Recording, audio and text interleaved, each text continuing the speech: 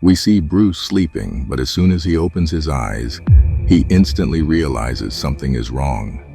He gets out of bed and notices Catwoman talking in her sleep. He starts running somewhere, but that's when Alfred tries to stop him.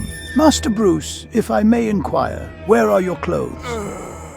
And that's when we hear Poison Ivy's voice speaking in Bruce's head. Alfred asks what's wrong and tries to help him, but Bruce simply knocks Alfred down and continues toward the Batcave, all while Poison Ivy keeps mocking him in his mind. When he reaches the Batcave, he sits down, but Catwoman appears and tries to comfort him, asking what is going on. She then grabs his face and leans in for a kiss. However, when Bruce reaches for an injection device, Catwoman suddenly attacks him.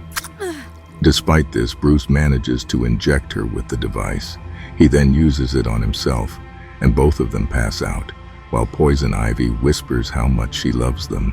That's when we see everyone, pilots, random civilians, the Justice League, and even the President, repeating the same words about love, making it clear that something sinister is happening across the world. I'm Ivy. In the morning when Bruce wakes up, he notices someone. He then tells Catwoman that Ivy is here. Poison Ivy, speaking through Alfred, begins telling a story about Superman and the Joker. But Bruce quickly jumps up and orders her to leave Alfred's body alone, but... Get out! Would you like to try again? There are a few more flashes available. What do you want? Oh, Batman. Or rather, Bruce Wayne. What do I want? Don't you understand? Poison Ivy reveals that she has taken control of every person in the world, including all heroes and villains. She doesn't explain her reasons yet, but insists that for now, the only thing that matters is that everyone loves her and that she has everything. But that's when Bruce and Catwoman remind her that she doesn't have control over them. Poison Ivy admits she knows why.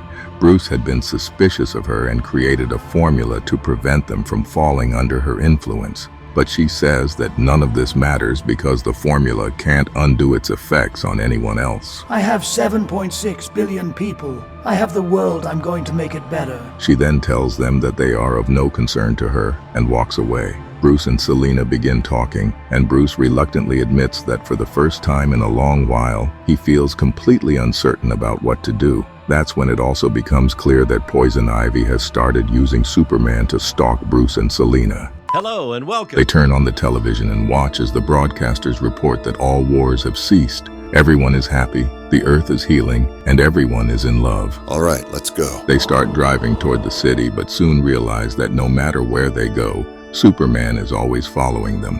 Deciding to take a break, they head to Batburger, where they begin jokingly talking about their wedding plans. Now we still need someone to do the flowers. Maybe Ivy. As for guests, I never wanted a huge wedding. So how about we just invite Ivy? After that, they drive to a location where Bruce stops at a house. As they continue discussing their wedding, Bruce, aware that Superman is eavesdropping, starts whispering quietly, forcing Superman to focus harder to hear. And that's when he... See? Okay, I was wrong. You did it. Superman with a whistle. Not Superman. Clark knows when to listen and when not to listen. They reach the house's entrance, but that's when flashes show up. As they step into the house, they find Poison Ivy, who has taken control of an elderly woman already waiting for them. She begins yelling, berating them for not staying at the mansion as instructed. At that moment, the scene reveals Batman and Catwoman hanging upside down by their feet, with the Justice League silently watching. Batman confronts her, saying he understands that seeing people eat plants and watching greenery wither must have enraged her, prompting her to use food as a means to control everyone. He then points out that the boy named Johnny, whose house they had just tried to visit, was likely immune to her influence because of his allergy to greens. So Batman accuses her of hiding the boy to keep him out of his reach. He begins explaining how her actions don't truly make the world a better place, but Ivy disagrees. As their argument escalates, he starts mocking her, pushing her buttons as Ivy grows increasingly furious, until... Bat! Bat! After this, Ivy takes Catwoman to her place and explains that Bruce died after the punch. However, using a combination of magic, science, and surgery, they manage to bring him back. While Catwoman and Ivy continue talking, we see Bruce trying to recover from the punch, with someone helping him. Ivy then shares more about her reasons for taking over the world, revealing that out of fear, she once lost control and killed a group of people. She explains that now, with everyone listening to her and under her control, she can finally redeem herself for the lives she took. As Bruce recovers, he speaks with someone who remarks that he's likely surprised to see her there. When he raises his head, he realizes it's Harley Quinn. Bruce realizes that Ivy has control over her as well, and admits that no matter how hard he tries to fight, he's destined to lose this war. Catwoman reassures her not to feel guilty about killing those men, reminding her that she was young and scared. Bruce adds that they can still help her.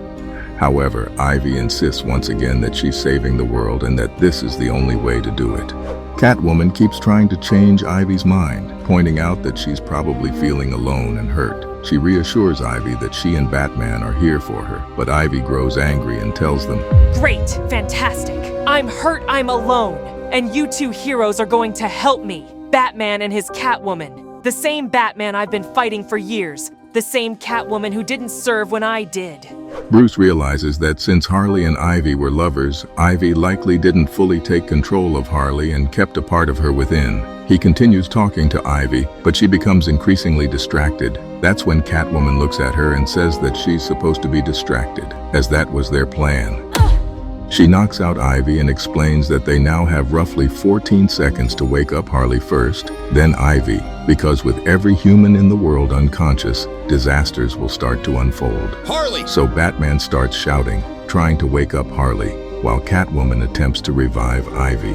Wake up, Ivy! Come on, Harley! For Ivy! Put in. Harley. Harley wakes up and Batman quickly tries to escape with her. Meanwhile, Catwoman smiles and tells Ivy that they've succeeded in freeing her. Ivy, shocked, insists it's impossible, but Catwoman reassures her that it's true. Batman jumps into the Batmobile and starts driving until a group of superheroes block his path. Harley wakes up, unaware of what's happening, but then she notices. They bring Harley to Ivy, and she immediately starts talking to her, asking how she's doing and what's going on. Harley takes Ivy's hand, offering comfort as Ivy begins to cry and confesses that she's in pain. In response, Harley kisses her gently and assures her that everything will be okay. Ivy, you need to release everyone, please. Ivy once again tells him that she can't because she has to make the world better. But when Catwoman tells her that she should simply forget about the men that she killed in the park, Bruce gets shocked and tells her that she wasn't the one who killed them. Ivy didn't kill those men. Riddler did. I pulled them down. I examined them. Bullet wounds. Bullets traced back to his gun. From the blood flow, they'd been hanging for a half hour before he did it. I figured he left you and came back. I didn't know why. But he said... He lied. That's what villains do, Ivy. They lie. And maybe, just maybe, you didn't understand this. Not because you were weak or young, but because you're not a villain. Ivy falls to her knees sobbing as she continues talking about saving the world. Harley gently approaches her and says that today they should focus on saving her instead. He lied. In the final scene, we see Bruce having just finished a conversation with Superman. He explains that Ivy has safely arrived at a sanctuary and might finally be okay. Catwoman then climbs onto him and asks if they're going to be okay. Bruce acknowledges that many people are against them, but reassures her that in the end, they'll be fine.